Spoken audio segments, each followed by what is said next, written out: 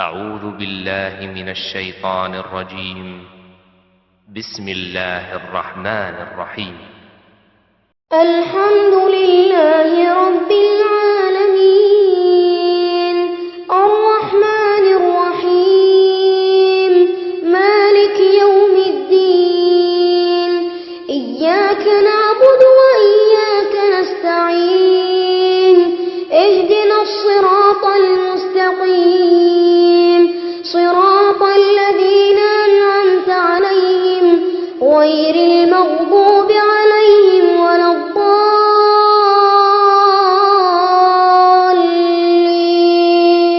نحمده ونصلي على رسوله الكريم.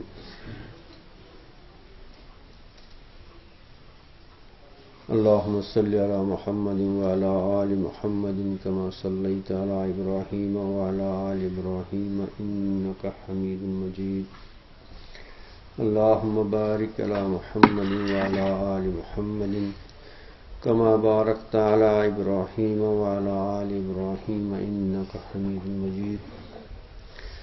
قال الله تعالى في القرآن المجيد: فأعوذ بالله من الشيطان الرجيم بسم الله الرحمن الرحيم وله الأسماء الحسنى فادعوه بها صدق اللہ العظیم. معزز سامعین کرام، پیارے بچوں، السلام علیکم ورحمۃ اللہ وبرکاتہ. آپ نے یہ بھی سنا ہوگا کہ ایک بزرگ جا رہے تھے، ایک راستے سے جا رہے تھے، تو وہاں ایک شہزادہ تھا، بادشاہ کا لڑکا، اپنے باغ میں کتے کے ساتھ کھیل رہا تھا، جیسے شہزادوں کی عادتیں ہوتی ہیں، وہاں سے کھیل رہا تھا. تو ان کے مزاج میں شوخیاں ہوتی ہیں. دیکھا ایک سفید ریش بزرگ آ رہا ہے، چلو اس کے ساتھ چھیڑ چھاڑ کریں، اس کے ساتھ. وہ کہا، وہ بوڑھے کہا یا کیا کہا، ادھر آؤ. اب شہزادہ ہے تو آنا ہی پڑے گا. اب یہ شہزادہ اسے پوچھتا ہے، آپ یہ بتاؤ کہ میرا کتا بہتر ہے یا آپ بہتر ہو؟ یہ اپنے وقت کے ولی ہیں یہ بزرگ. میرا کتا بہتر ہے یا آپ بہتر ہو؟ اب یہ بزرگ کیا کہتا واپس؟ اب دوسرا ہوتا تو لڑ پڑتا اس کے ساتھ، پتہ نہیں کیا کرتا. تو کہا، شہزادے اس وقت اس کا جواب میرے پاس نہیں ہے، لیکن وقت آئے گا میں اس کا جواب بھیج دوں گا آپ کے پاس، اس وقت نہیں. تو گیا. اب شہزادے کو بھی کہاں یاد، اس کا باپ مر گیا، اب یہ شہزادہ بادشاہ بن گیا اپنے ملک کا. اب اس بزرگ کا آخری وقت آیا، اس بزرگ کا آخری وقت آیا، اور آخری وقت میں اپنے بیٹے کو بلایا. کہا، بیٹے ایک میری وصیت ہے اور ایک امانت ہے، وہ پہنچا دینا. کہا، با جان کیا ہے؟ جی، اور آپ فلاں ملک میں، وہ آج اس ملک کا بادشاہ ہے، اس کے پاس جانا، اس کے پاس جانا اور اس کو کہنا کہ میرا باپ تمہارے کتے سے بہتر ہے، کیونکہ اس کا خاتمہ ایمان پر. اور جان دے دی. کیا دے دی؟ جان دے دی. اور اس وقت کیوں جواب نہیں بتایا؟ اگر میرا خاتمہ ایمان پر نہیں ہوتا تو تمہارا کتا بہتر تھا، اور اس وقت مجھے یہ معلوم نہیں تھا میرا خاتمہ کس پر ہوگا.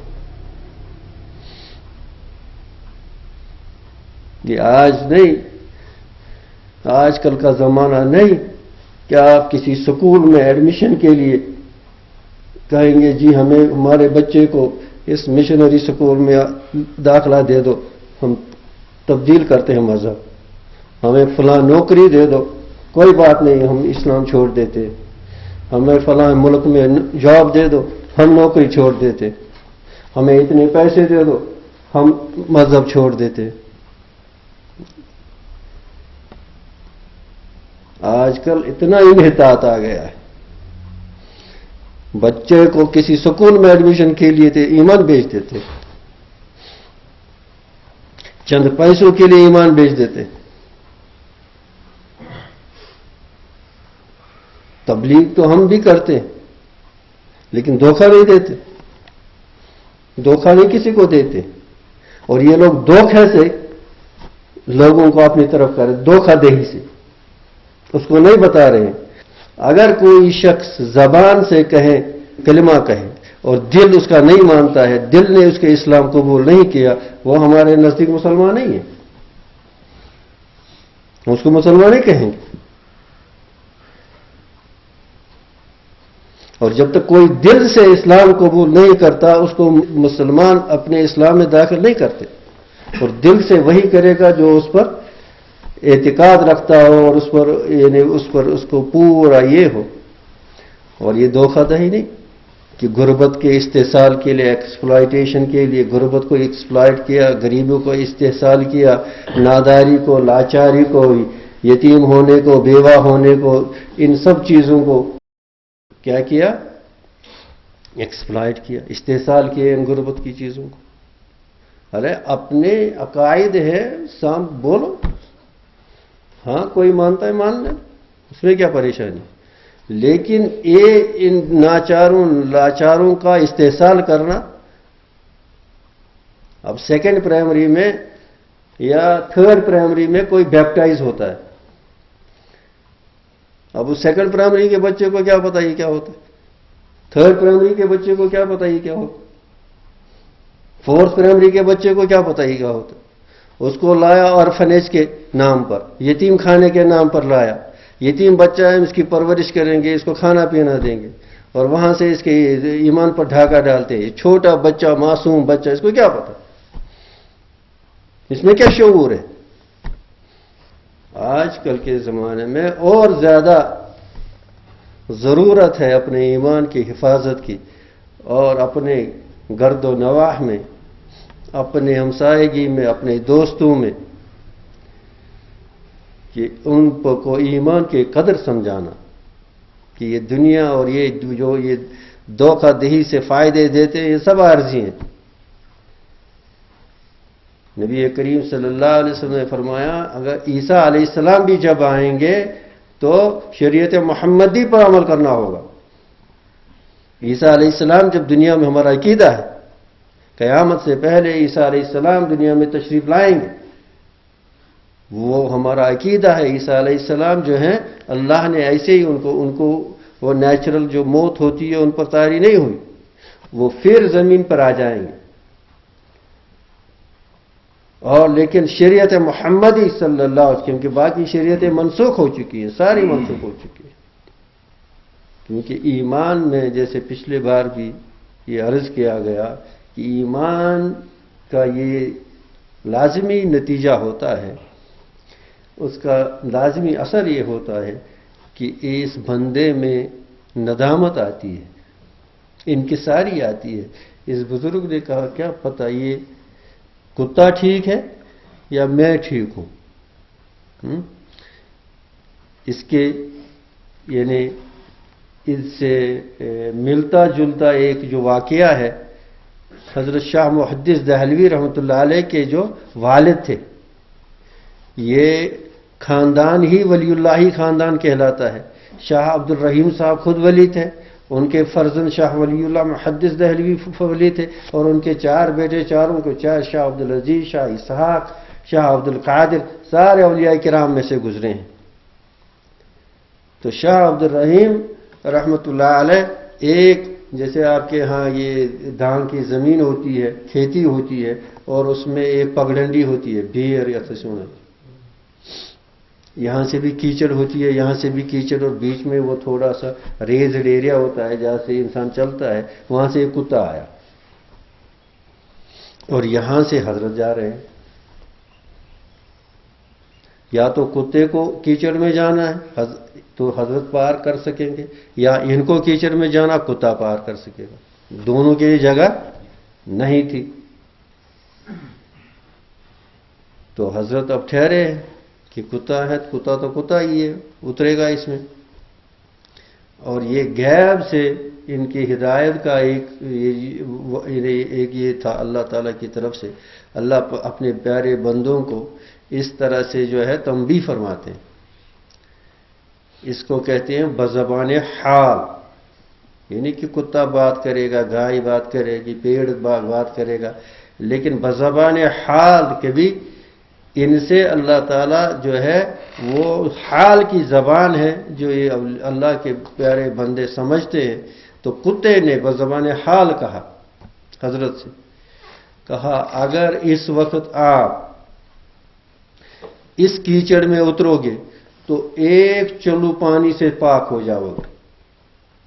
یعنی اگر حضرت اس میں اترتے، تھوڑا کیچڑ کپڑوں میں یا پاؤں میں لگ جاتا، تھوڑا سا پانی اٹھاتے صاف ہو جاتے، تو ایک چلو پانی سے کیا ہو جاؤ گے.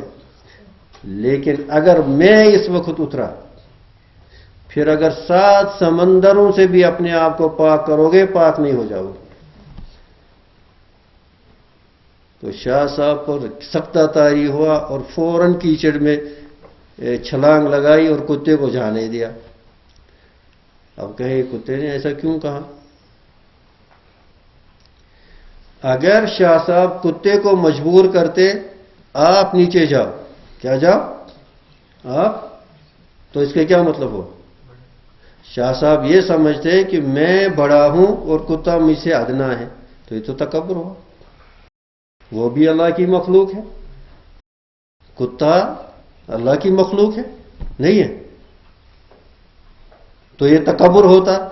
تو کتے نے بزبان حال یہ کہا کہ اگر 7 سمندر سے بھی ایک تکبر کا دھاگ اپنے دل سے مٹانا چاہو گے تو نہیں مٹ پائے گا.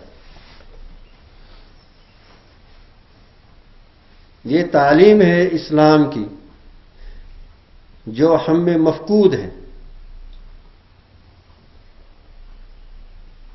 بہرحال اب بزرگ کا جب انتقال ہو گیا تو اب یہ لڑکا چلا سفر، پرانے زمانے کا سفر تھا، پتہ نہیں 1 مہینے 2 مہینے کا سفر تھا، تو پہنچا. اب وہ بادشاہ ہے، وہاں کون چھوڑے گا؟ اندر کہاں چھوڑیں گے اس کو؟ وہ جو دربان ہیں وہ کہاں چھوڑنے والے؟ اب نہیں چھوڑا، رات ہو گئی. اب بیچارے نے وہیں کسی درخت کے نیچے سو گیا. اپنے حسب عادت صبح اٹھا، اپنا تہجد وغیرہ. اب جب فجر کا وقت ہو گیا، اب اس نے اذان دے دی، اس لڑکے نے اذان دے دی. اور اذان جو ہے اسلام میں ایسی چیز ہے. اب دیکھو یہ اذان، اگر اس اذان ہی پر تو یہ ہماری تعلیم کے لیے، ہماری یعنی ہمارے دعوت کے لیے کافی ہے. جو اذان کا نظام اسلام نے، اور آپ نے سنا ہوگا کہ یہ اذان کا نظام بھی اللہ تعالیٰ نے ہی صحابہ کے دلوں میں خواب کے ذریعے ان کو سکھایا. اذان کا طریقہ، کوئی کہتا تھا ناقوس بجائیں گے، کوئی کہتا تھا وہ کچھ یہ کریں گے، کوئی کہتا تھا الصلاۃ والصلاۃ کہیں گے. تو پھر ایک صحابی آیا، اس نے کہا کہ مجھے آج خواب میں ایک فرشتے نے یہ الفاظ سکھائے، اور ان الفاظ میں پوری دعوت ہے. اللہ اکبر اللہ اکبر اللہ اکبر اللہ، اشہد ان لا الہ الا، توحید کی، رسالت کی، اشہد ان محمد رسول اللہ صلی اللہ علیہ وسلم، حی علی الصلاۃ، ساری عبادات کی، حی علی الفلاح، پورے آخرت معاد کی، پوری اسلام کی دعوت اس اذان میں. آپ جو میسج دینا چاہتے ہیں، جو بھی کچھ کسی کو سکھانا، آپ اس کو کیا سکھانا چاہتے ہیں؟ توحید سکھانا چاہتے ہیں؟ آپ کیا سکھانا چاہتے ہیں؟ نبوت کے متعلق سکھانا چاہتے ہیں، آپ عبادات کے بارے میں سکھانا چاہتے ہیں، اور آپ آخرت کی بلائی فلاح کے لیے بارے میں سکھانا چاہتے ہیں، اور پھر حشر اور پھر ابدی زندگی کے بارے میں. تو یہ الفاظ جو ہیں